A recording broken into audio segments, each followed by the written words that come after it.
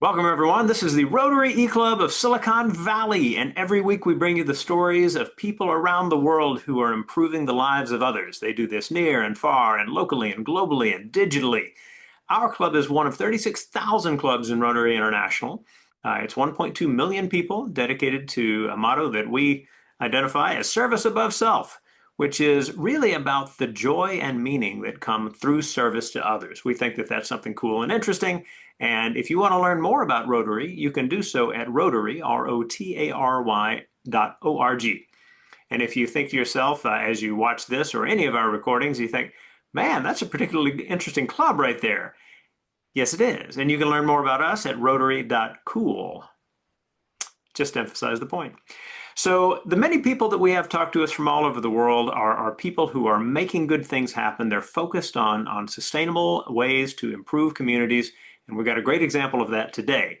From a Rotarian, no less. Our speaker is Isaac McNary. He is the Vice President of International Development for the Outreach Program. It's a nonprofit based here in the United States, does tons of work in Tanzania that you're going to learn about. If you want to take a look at his entire bio, just pause this podcast or video, and on the page where you found it, scroll a bit, and you will find much more detail there about his work in Rotary, about his work fighting hunger, and about the outreach program itself, including links that you can use to learn more. With that, I will hand it over to you. Isaac, welcome to the Rotary E-Club of Silicon Valley. Thanks so much, Rushton. I am a very proud Rotarian. I am I have not been in as long as some, but I am already in line to be district governor next year. I love what Rotary stands for and what we do. So I want to talk to you a little bit about what we do. So the name of our nonprofit is the Outreach Program. And we have what we call our four promises, which are food, water, medicine, and education. And those came kind of by some Rotary principles of asking the community what they need and what they want. And so those four things came from the village leaders in Tanzania where we work, and they have become the pulse of the outreach program and what we build all of our programs and projects around. But the main thing that I focus on in my work is water and finding a way to use water to leverage our other promises, specifically education. So I'm going to start by telling you a little bit about the system that we use. It's one that we developed ourselves. It's called the WaterPoint system, and we use a combination of ultrafiltration membranes that are 0.01 microns, along with UV light sterilization to make sure that we can remove or treat 99.9% of biological contaminants. And the cool thing is we're able to do this all with solar power. So that little silver box that you see on your screen, it doesn't look like a whole lot, but that thing right there can produce a lot of water every day. Starts at 600 gallons. We can take it up to 1,200 gallons or even do custom installations larger than that. And it lasts a really long time. Around 800,000 gallons we can process through this unit before we have to go in and replace anything. And if you do the math and you're running 600 gallons a day, 365 days a year, that's 2 years of life before you have to do any kind of major maintenance on it. And the daily maintenance that you do need to do on a regular basis is super simple. There's two little handles on the front. You turn those into a couple of different patterns to flush the system out, and you can clean the entire system without having to take anything apart. It takes 3 to 5 minutes a day, and it's a very easy process, which makes it easy to train the locals on so that they can maintain their system and keep it up and running. And one of the things that I really hold dear when we're working on water is a phrase that I learned over in Africa. Clear water does not mean safe water. And so even though we visit places where the water is clear, that doesn't mean it's safe to drink. And that's where our system comes in to make sure that these people have access to safe drinking water and they're not going to get sick anymore. We have taken this system, and it's all fine and dandy to have a system, but if you don't do anything with the system, then it's worthless. And so we've actually turned this system and we've started implementing what we call Project Tumaini. And Tumaini is the Swahili word for hope, so Project Hope. And we truly are providing hope for specifically students over in Tanzania through clean water. And what we're doing is we've been working in Tanzania since 2003, 2004, somewhere in that range when our founders took their first trip over there. And we are going into primary schools in the area that we've been for the last 20 years and installing these systems to make sure that kids have access to safe drinking water at school, which serves a whole host of wonderful purposes. But the main one is kids don't get sick anymore. Now, to give some scope to this project, we are working in the Mkalama district of Tanzania, and that's in the Singida region. It's kind of north central Tanzania, and there are 96 primary schools in this district that we're working in, and that represents 64,000 students. So we've got our work cut out for us, but we are confident that we're going to be able to do it. If you look at this map, you can see the various colors are different install trips that we've done. And so over the last 3 years, since 2022, when we first started this project, we have been installing these systems, and we are up to 31 schools that we have installed in, which represents over 24,000 students getting access to safe water. Now, what does access to safe water mean for these kids? Well, number one, it means they're not going to get sick, which is a perfectly good end goal in and of itself.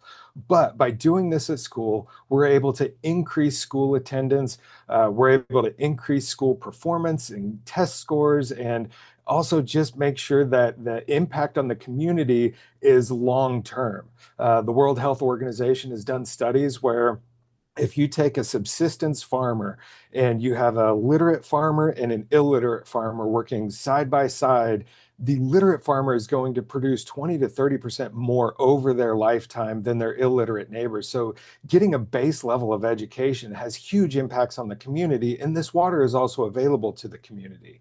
And for these kids, you look at this aerial shot right here of a school. There are 7 classrooms in this school. There are 700 students at this school, and there are 7 teachers. So the average ratio is about 100 students for every 1 teacher, which means that kids don't get that one-on-one access that they need if they miss school. And since we've had this going for 3 years, since 2022, we've actually been using the filter since 2017, and we know that the filters work. This new project and this new way of kind of configuring the filters to put it all together, we've seen incredible returns on this. We have some schools that report up to a 90% reduction in absence rates. We had one school that before we installed the system, they were averaging, it was a school of 900 students. They were averaging around 250 absences every single month. In the month after we installed, they had dropped down to just 15 absences for that month. And we see that trend across all 31 schools that we install in. I talked to one of our teachers over there, and they followed up with, yeah, our kids don't get sick anymore. Our model is really, it's based on this quote here that I love. Trust is not simply a matter of truthfulness or even consistency. It's also a matter of heart. We put our heart and soul into this project. We go out, we seek sponsorships, we're going after crowdfunding. We offer volunteerism activities if you want to go with us to install the system that you helped be a part of. But the most important thing is we provide ongoing support with these systems. We have a team on the ground over there. When we install a system, we don't just set it and walk away from it and never come back. We've got Wilson on the ground over there. If anything goes wrong, he's there to check in on the system and make sure that everything stays up and running. So the question is always, oh, well, before we get to the question, just a little bit of a highlight on the project and where we're at. Project Tumaini, like I said, we've got 31 schools that we've installed in. We've got 17 more schools funded that are going to be installed soon, which leaves us with half of the schools left that we're always trying to come up with new and inventive ways to raise funds for, and just get more people involved, because we know that there are people out there who genuinely care and they just don't know how to do it. So that brings us to the question of how can you get involved? And there's a couple of different ways. If you want to be one of those amazing people that sponsors an entire school by yourself, absolutely. Please sponsor the school. We'll take you with you. We'll show you the school. You can help us install the system. But we're also always going after individual supporters. If you want to just give $2 a month or $10 a month, any little bit helps. It truly makes a big impact. And then there's the volunteer trips. You can go with us over to Tanzania. Tanzania is a beautiful country. It's where all of the cool wildlife that you think of Africa, that's where it's all at. It's where Kilimanjaro is. It's a beautiful country. It's beautiful wildlife, but more importantly than that, it's got beautiful people. We're always in the market for more Rotary Club partners, international partner clubs, and global grant support and global grant opportunities. So, while we're working in Tanzania right now, we don't want to limit our scope to just there. Anywhere in the world that needs access to safe water, I want to be there. I want to be helping to make sure that kids aren't getting sick. That's the important thing for me. So to end it all up, like I said, my name is Isaac McNary. There's my contact information. If you have any questions, if you want to learn more about the project, of course, you can always go to our website. We've got stuff on there. But please reach out to me. I'm always happy to talk water. Fantastic. All right. Well, thank you so much for the presentation. We're going to shift to Q&A. I'm going to take just a moment and apologize to our members and guests who were with us when we recorded this the first time, because we ended up with a recording issue and had to re-record. So kudos to Isaac, to you for being up for that, and to our members who are like, wait, wasn't I there? Yeah, you were there. Sorry about that. So Q&A. Let's start with a couple of framing questions about this kind of service. And the first one I want to ask has to do with the nature of the work that the outreach program is doing. I would imagine that there are those who are like, this is all nice, but are you creating incentive for the government not to be doing something that it should be doing? Is it the case that the government would be doing something about water filtration and safe water if you weren't, right? Is that something that kind of factors into your thinking in some way? Yeah, always. We do partner with the regional government on this project, and on most of our projects that we do over there. I'm in contact with the regional education officer, and I'll tell you, Martin over there is my guy, and he's so thankful because he sees the value in clean water, but he doesn't have the budget to cover clean water. In fact, if you go back to that aerial shot that you saw of the school, the way that these schools build themselves out and the way that these schools grow is by raising funds. And so if you look at that aerial shot that I'd posted up there, you'll notice that there are two classrooms that are unfinished. And it's not that they'll never be finished, it's that they're not finished yet. And the schools are actively fundraising to try to come up with the cost for the rest of the materials. And so in a perfect world, I would say, yeah, absolutely. I would love for the government to be the ones to step in and start providing clean water, but it's a matter of resources. And right now, they don't have the resources. And so while this may not be, a forever into the future, 50 years from now, this might not be the solution anymore. In the meantime, there's still kids that are getting sick from nasty water. And I want to do something about that. Got it.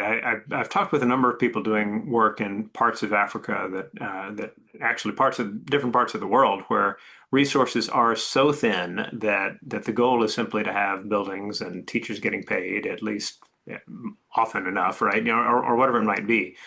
Yeah. So I get you. I get you. That makes sense. There is a separate question that sometimes will cause pause, let's just say, which is like, okay, so as you put this out here as an opportunity, you talk about voluntourism. And voluntourism is one of those things where you can imagine someone saying, all right, I get that it's a part of how you work, but if somebody is spending several $1,000s to get to Tanzania, doesn't that mean that that's money that could have been spent, like on another unit for another school, or is it a more complex issue than that? I think that it's a more complex issue than that. And I've been asked this question many times. And what I always tell people is I would not be here. I would not be doing what I'm doing if I hadn't gone on a volunteerism trip when I was 16 years old. I got to go on a mission trip down to Nicaragua.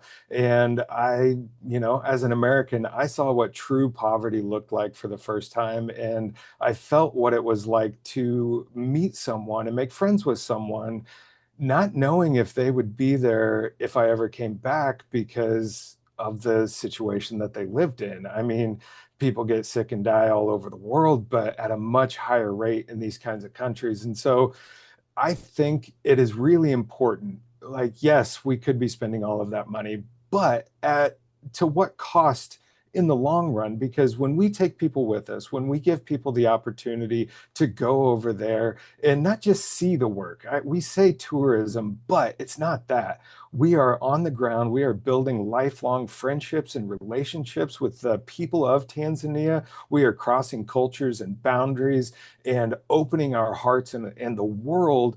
And when we come back, the people that we take with us, they are on fire. They've got friends over there now, and they want to do something to help their friends. And so that's where I really think that volunteerism is beneficial because you're not going to get people that are as on fire just by looking at some pictures that I've posted. You get people that are lit up and ready to go tackle the world because they've got friends that are being impacted by these issues and they want to go out and help their friends.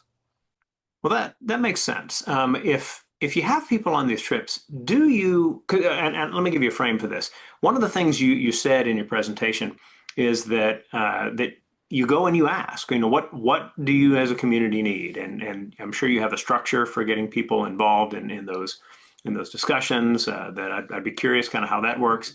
But I would assume that the people who are going as volunteerists, we'll call them, are also people who are learning the power of listening as well. What are the structures in place that allow you to make that a part of the experience that people have and how you have been successful there? Yeah, well, I will tell you that every single school that we go to install in, they it's not just in and out. Like, we get in there, it only takes us an hour or two to install the system, get it up and running and providing safe water, which means we can do two or three a day. But we spend some time at the schools and we talk to the teachers and we get to know more about what they need and what their experience is like on a daily basis. And especially people that go with me, that's a lot of what they're going to be doing is spending time with the locals there and learning about their culture and about their struggles. And so, you have that opportunity to talk to the school about, hey, what is something that you need? I noticed you've got some outbuildings. And if your heart is lit up and it's like, hey, I want to be able to focus on this one school and really do a lot of work on this one school, get them clean bathrooms, get them, more school supplies, get them more classrooms, teachers, whatever it is, like we can help facilitate that. It's a little bit outside the scope of what we're working on right now with Project Tumaini, but I always tell people, whatever you're excited about, you chase that. This is what I'm excited about. But if you're excited about helping this one school because you fell in love with the head teacher there and you just want to be her best friend for life, then absolutely come back, raise money to do whatever you want for that school, or whatever they need. And then we're here to help you facilitate getting all those projects done in the long run. Well, that power of partnerships is probably worth taking a little time to talk about as well. I mean, in Rotary, we have these kind of moments where you might be telling a group of Rotarians about something, and then somebody like me says, "Oh, I need to connect you with Robert Freeman with the Global Uplift Project." This is the guy who's talked to us before about the incredible efficiency of his organization in helping do building projects in different parts of the developing world. It's really impressive crowd. But thinking about the different partners you've had in the work that the outreach program has done, tell us about some of those people. Who are some of your strongest partners? What are stories about how they got involved that kind of help tell the story of the work you're doing? Things like that. Yeah, so I'll kind of start off with I am a hoarder of buddies, if you will. I've got a buddy that knows how to do this. I got a buddy that knows how to do that. And that is so important. And that's one of the things that I love most about Rotary is being able to build those connections and build that network. But, we're always looking for new partners, looking to partner with anybody that is wanting to do stuff. We've got a lot of several Rotary clubs, that were looking, they had the funds, they were looking for a project. And so people like that on this end are really important. But we've also got, we've got our food packaging event side of things. We've got all the stuff that we do here in the US, and we find that a lot of that tends to translate over. And I think one of the biggest ones all came from there's a church up in Minnesota that we work with to partner meals on, and they had a connection to a church in Tanzania that's only a couple hours away from where we're working. And so, we just kind of slowly started building up this partnership to the point where all of a sudden they're going over to Tanzania with us to help us install water systems when that was never really part of the partnership to start with. And they're raising funds to install more water ships or more water projects and stuff like that. So it's those little things to start out with, those little partnerships. And sometimes it's just, a one-off here, a one-off there, but those can grow in an incredible way. Well, let's look at kind of the details there. So, you talk about maybe a church or a Rotary Club or a school or whatever it might be. And I think this kind of is within that space of what you talked about, the four promises, right? Where a food packing event here in the United States might be a way that an organization can bring a bunch of people and get involved. Tell us about that in terms of it of how it works. So how is it more efficient to do a food packing program here than it is to do something on the ground there, or how does that work? Yeah, so for the international food itself, there's always the argument we could buy food locally, which is true. I would say our answer to that is it's twofold. One, the food that we provide, it's just a rice and beans meal, nothing spectacular, but it is spectacular because we fortify the meal with extra protein, which is something that is seriously lacking in a diet where you're mostly eating rice or corn flour or even just fruits and vegetables. You tend to be kind of light on protein. And so we fortify it with extra protein. And then on top of that, we add 21 vitamins and minerals to the meals. So that because if all you're eating on a daily basis is rice and beans, you're missing out on a lot of the micronutrients that your body needs to develop, especially young kids. And so we've got a proprietary blend that's targeted at people who are dealing with malnourishment and making sure that they get everything that they need in one meal a day to cover all their nutritional bases. So there's that. But more importantly than that, we recognize that there are hundreds of thousands of people that we have worked with over the last couple of years that are never going to have the opportunity or the ability to go to Tanzania with us. I would love to take as many of them as I could, but they can't. And so them being a part of a meal packaging event, knowing that they're having an impact on the other end and seeing through photos and videos and stories the impact that they have on the other end, it gives people a chance because writing a check is one thing, putting your credit card information to make a donation is one thing, but people, especially Rotarians, they want to get their hands into the project. They want to be doing something tangible, not just writing a check. And so that's where the food packaging events come in. And they're great because I've worked with, a club that's only 10 members and we put them to work on a meal packaging event. And I've also facilitated events that had, 5 to 8,000 volunteers over the course of a couple of days. And so we can handle anything. And the other side of it, we also offer meals for use here in the United States. And so they're meals that are tailored more to the American palate. You've got a mac and cheese, you've got a pasta with tomato basil, apple cinnamon oatmeal, stuff that's more flavorful while still trying to maintain that nutritional integrity of having extra protein and having extra vitamins and minerals. And so, if a group here in the United States wants to get involved, but they want to have an impact locally in their own community, when they sponsor an event and they pack the meals, they can distribute them however they want to.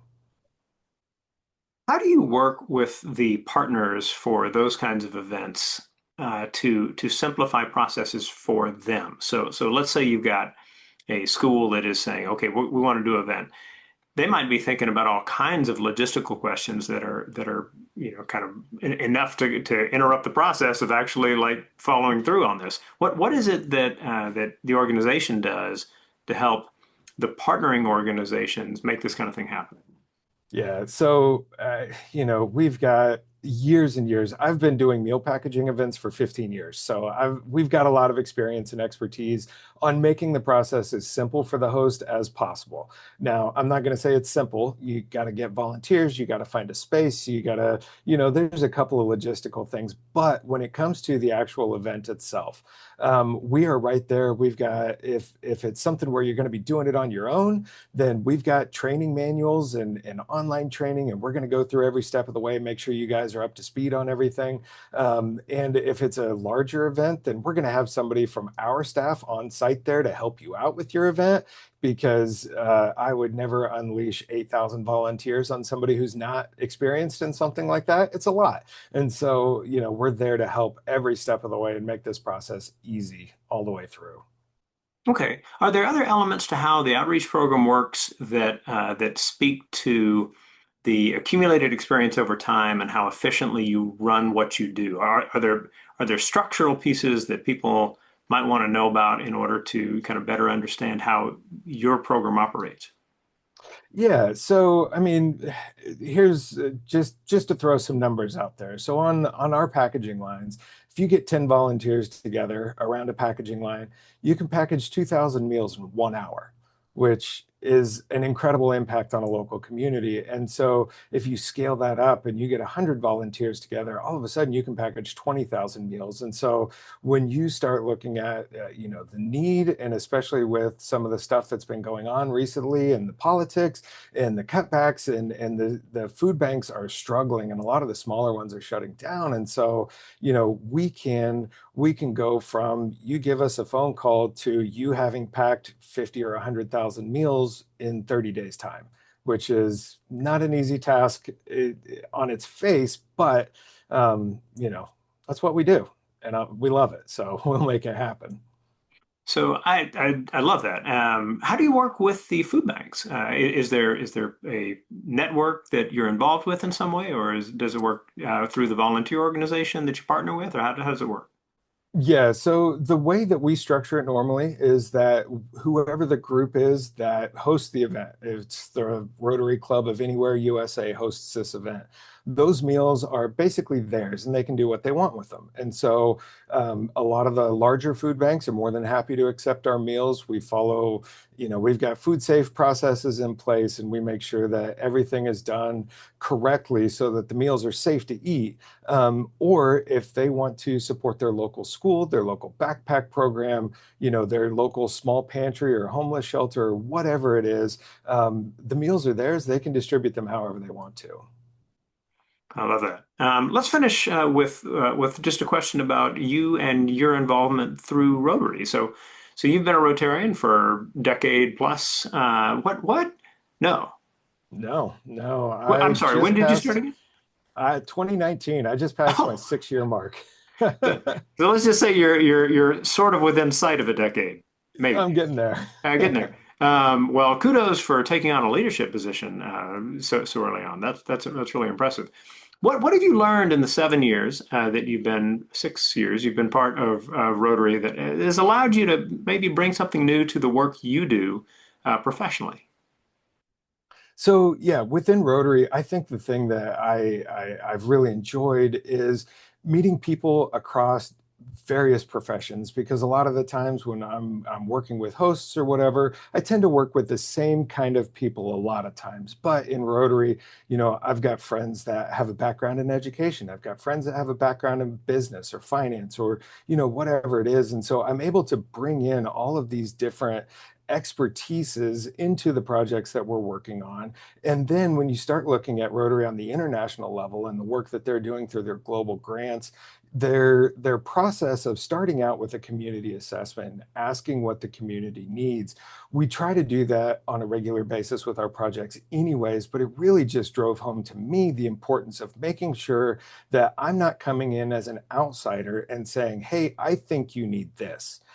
Because those projects fall on their face. And so I want to step into these communities and I want to say, what do you need? And so we know through our work in Tanzania and through our meetings with the local, whether it be village leadership or regional government leadership, asking them, what do you need? We know that they need safe water. And so being able to go in and provide that is, it's perfect. And so and just being connected with a worldwide network of people that want to make a difference in this world.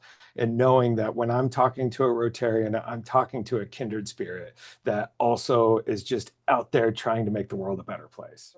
Okay, I think that's probably a pretty cool place to finish up. So I'm going to hand it back to you for the final word here in just a minute. But let's jump on this. All of you who have jumped on this recording, to listen to it as a podcast, to watch it as a video, thank you for spending your time learning about things happening in different places and working to be inspired to tap into that joy and meaning, as I mentioned, that is a part of service to others.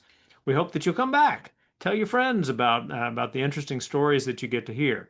And if you're curious, like I mentioned at the front end of this, visit Rotary.cool. See what you learn. We hope that it'll be a really special moment in your life for learning about the cool group that is the club that I get to be part of, for sure.